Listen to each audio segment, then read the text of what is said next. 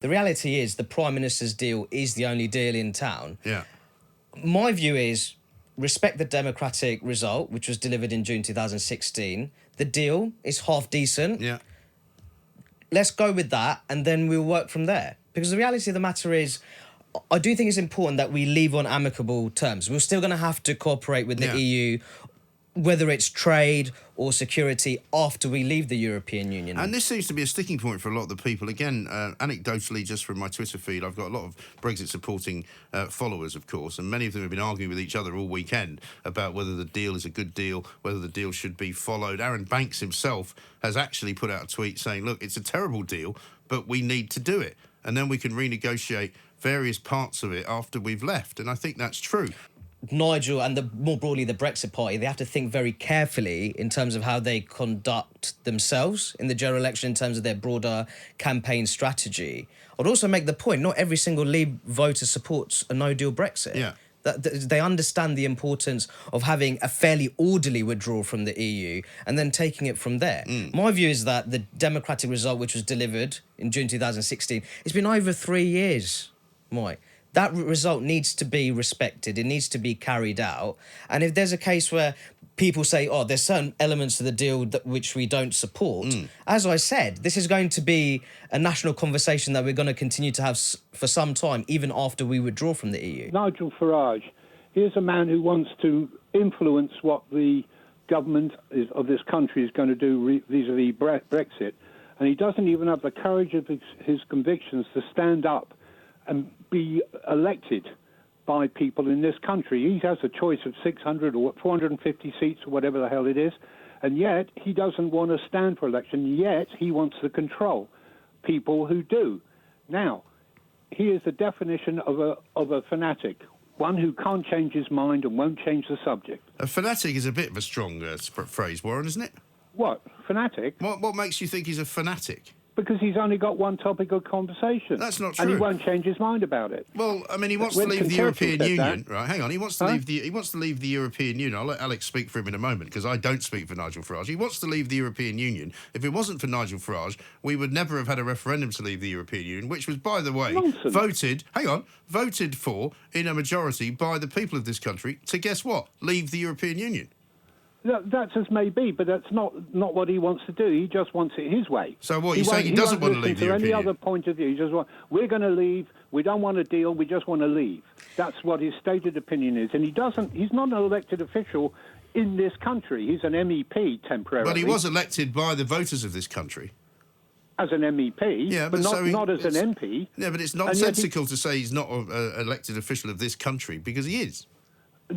Okay, I misspoke then. What I mean is he's not an elected official of of Parliament. And as far as I know, there are no others of his party, which has just been made up in the last year, who are either.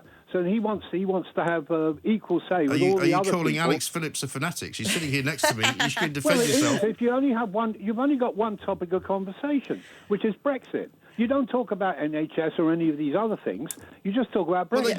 Well, they do. Warren, can I just jump in there? First of all, fanatic. Well, I am fanatical about my country being fully independent, and I have been for a long time, and I will do whatever I can to try and make that happen. We haven't launched our manifesto yet, Warren, so when it comes to only having one topic of conversation, we were set up just before the European elections, and guess what? In the European elections, you don't talk about the NHS, and you don't talk about fighting crime. You talk about Brexit, but actually we're going to be unveiling a full manifesto with all sorts of policies. And actually it's interesting, you're talking about my party not being represented in Westminster. Of course we're not, because we haven't had the opportunity to fight any general election in that period of time. But the thing that we want to do as a party as well, which terrifies the two establishment parties, is we want to change politics for good. We actually want to tear up the first past the post system, which sees people being elected to run this country when they don't really get that much popular support. And we want to see it move to a system that is actually, whichever way you vote, Warren, and whichever way your next door neighbour votes, people actually feel more represented. And when they go and cast their vote in a polling station, they know that the way that the government is formed after that election election is going to be shaped by that decision and not by a sort of very ancient system which is groaning at the seams. And look, we can see why that system is failing the country, because everyone's used Brexit as a political football and created this stalemate because the opposition parties are more focused on training their guns against each other, the establishment parties, and keeping their own bums on benches and selling out whatever policies or priorities they advocate in their manifestos as it suits them, because they're not being held accountable. And it's time that system was changed, which is, we have multiple reasons that we want to come and say to you, vote for us. So please don't judge us that we only have one record on our record player at the moment, because we haven't yet moved into the campaign proper yet. This is a woman who's worth 60 million quid, right? Now, the idea that she sits around comparing herself to ordinary members of the public, like your average 29-year-old woman who's working as hard as she possibly can to make as much money as she can to even exist in a city like London or New York or Paris or wherever, you know, she's not like an ordinary 29-year-old. She's a multi-millionaire. But this is her problem, Mike. She needs something proper to worry about. Yeah. Instead, because, as you say, she's got everything, you know, she's beautiful, she's talented, you know, she's got the world at her feet, but she needs something proper to worry about, like we've all got, you know, like paying a bill or something or other. Instead, she's, oh, my God, you know, single. What's wrong with being single in any case, Mike? Why There's is it nothing wrong with it. I've been single single? many times in my life, as I'm sure you have. I know you've been married for a very long time, though. I was trying to think of something funny to describe being happily married, but there's not actually that much funny about it, really. I didn't know you were that happily married, to be honest. I just thought you were married. I mean, you know, been married for so long. Married, exactly. I mean, maybe that is a contradiction in terms, indeed. But I mean, there's certainly many women nowadays who become single after their children have left home and after their long-term marriage has fallen apart, and they're the ones that probably are struggling more than poor Ms. Emma Watson. You know, women of say 45, 50 who are back on the single market for the first time since they were 20. Well, exactly, but you know what, Mike? Most of the women I know who are sort of like, you know, roughly my age, let's say, you know, who are sort of like back on the market, as you put it. I mean, they're confident, they're you know, they have pride in themselves. They don't need to reduce to this utter gobbledygook talk to describe themselves. They're single. They're happy in being single. I mean, let's face it, you don't really need a man in your life in any case these days, really. I mean, you know, I can't imagine why you would. Oh, you can even put the bins out yourself, Mike. I know it's a bit of a shocker, but it is possible. Listen, I've got children for that. This is one of the reasons you have children. I've said this many times to people. I said, you have children, then make them work. That's what that's what they're for. The local village idiots around here have been laying fireworks off for quite a long time now. And on Saturday, we had a major display. Tonight, we've got a bigger display. And on Saturday again, we've got another major display. They spread them out so so they can make as much money as possible.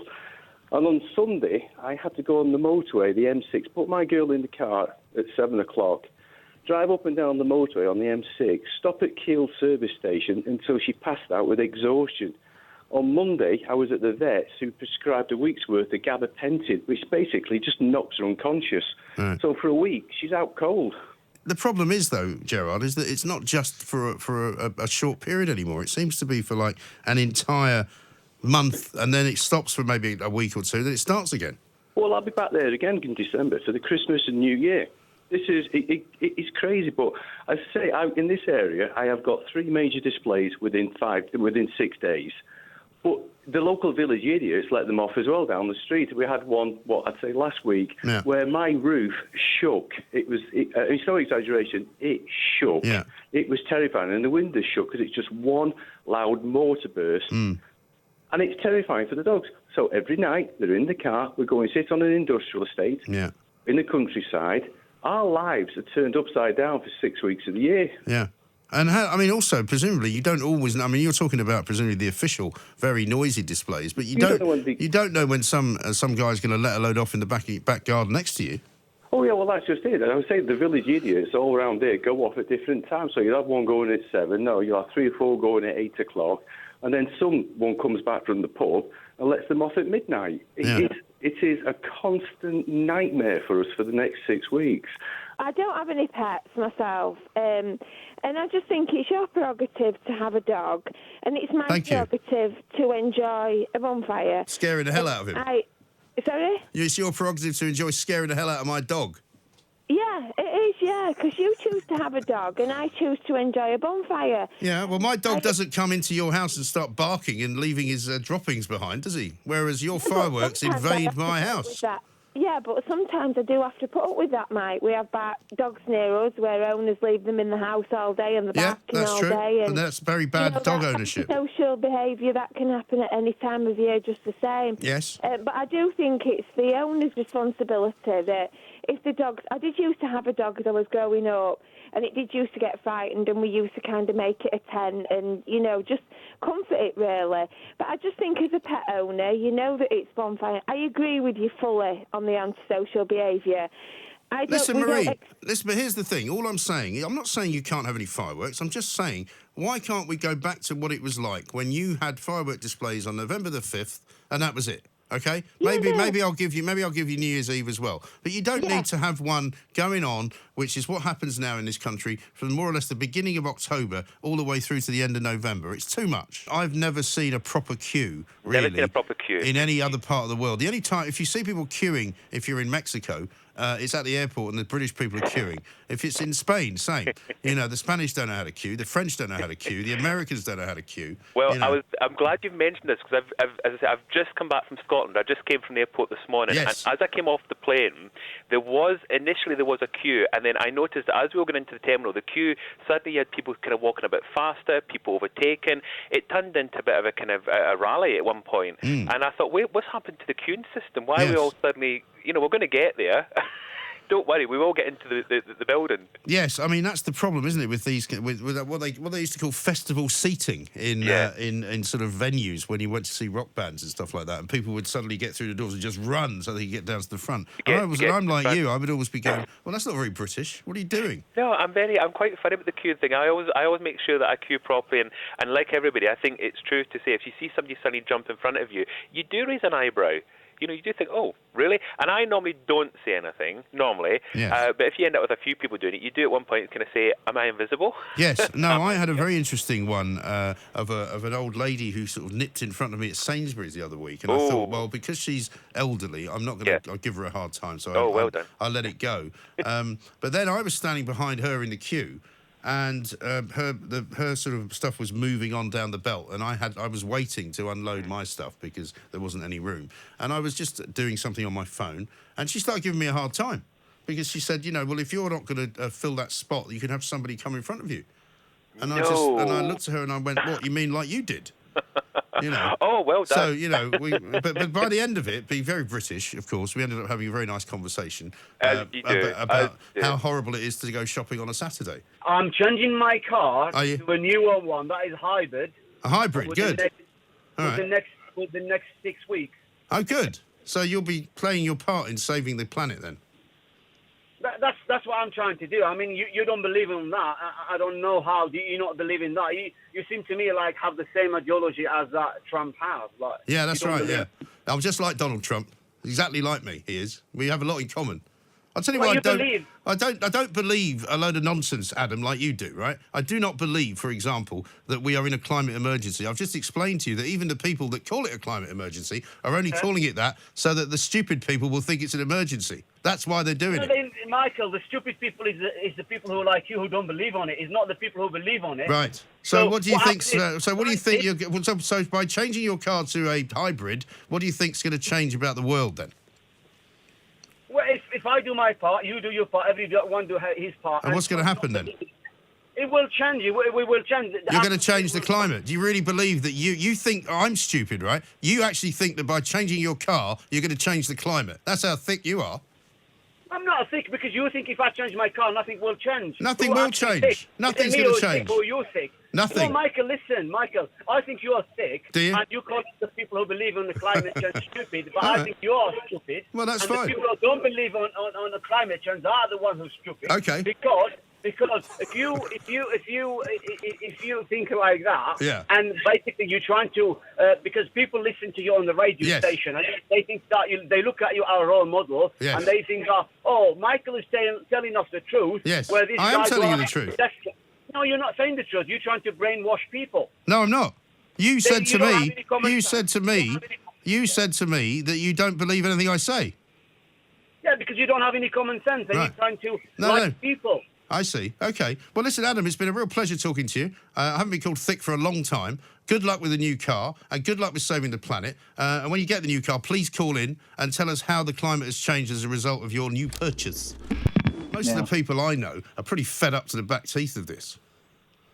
Well, I mean, certainly, there is a very big distinction, as you say, between people thinking, well, they've got a point to make, and people agreeing with the way that they're making that point. And we focused, obviously, particularly on Londoners, because they were the people who were particularly affected by, what went on in October. And it is clear, by sort of 60, I think it is, to 20, that Londoners oppose the methods that Extinction Rebellion are using. And I think, particularly the disruption of traffic, obviously, was a big one. We didn't and the disruption of the trains in Canning Town. They won't be going back there in a hurry, will they? No, but to be fair to Extinction Rebellion, I don't think that was sort of a sanctioned one, was it? I mean, the problem for them is, of course, they're not a kind of leadership directed organisation, so almost anybody can do anything, saying they're part of Extinction Rebellion. Yeah, I think this is one of the myths that abounds out there, though, because they're incredibly highly organised, they're very well funded, they are an organisation as well put together as any organisation I've ever seen, and yet they kind of pretend to be this bohemian kind of, we don't really know what we're doing, we'll just kind of turn up, and loads of other people turn up as well. I don't believe a word of it, frankly. Even Extinction Rebellion themselves, after the experience of Canning Town and other things, after they left London the last time, they themselves were questioning their motivation and their tactics, because they thought they might have got it wrong, because they thought that they were upsetting more Londoners than winning more Londoners over. Yeah, and I think, doing anything on public transport does seem to me completely counterproductive. If you're saying that the main thing is to try and get, private cars off the road, private vehicles off the road, whatever you think of that, to start, doing things at tube stations or on buses or that kind of thing, it does seem completely nonsensical. Yeah, well, funnily enough, I mean, the day that they did Canning Town and completely brought the Jubilee line to a standstill, which happens to be the way I go to work, ensured that I had to drive to work. So, it's a completely idiotic thing to do. There's a lot less sort of drinking in sort of professional circles than there used to be, where I used to work in newspapers, where it was very much expected that you went out for lunch every day and probably went to the pub, whereas that doesn't really happen anymore. I think there has been a change in that. I think the most interesting change is that younger people, and by younger people I mean late teens, early 20s, do genuinely seem to be drinking less than they used to. Yeah. The reasons are complex. There's a changing demographics, a changing ethnic mix, but it does seem to be that it's the older people that are not cutting down, indeed may even be increasing their drinking. And of course, we know that older people, the so-called silver surfers, have more disposable income often than young people. And in a sense, they're often the people who are least able to withstand alcohol. They're often on medication. They've often got other conditions that can interact with alcohol. So it is worrying that the new generation of drinkers, if you like, is not the young but the old. Yes, in fact, there have been studies done, I think, on that the people who are now most likely to have liver damage are people in their sort of 50s and 60s, right? Yes, although one of the tragedies of alcohol damage is that the peak age of death is around 50 to 60, which is relatively young. It is killing people in their most productive phase of their life, whereas if you look at something like cigarettes, it may kill more people, but they're often, in their 70s and 80s by the time it catches up with them. So alcohol does affect people young, and that's, as I say, one of the tragedies of it.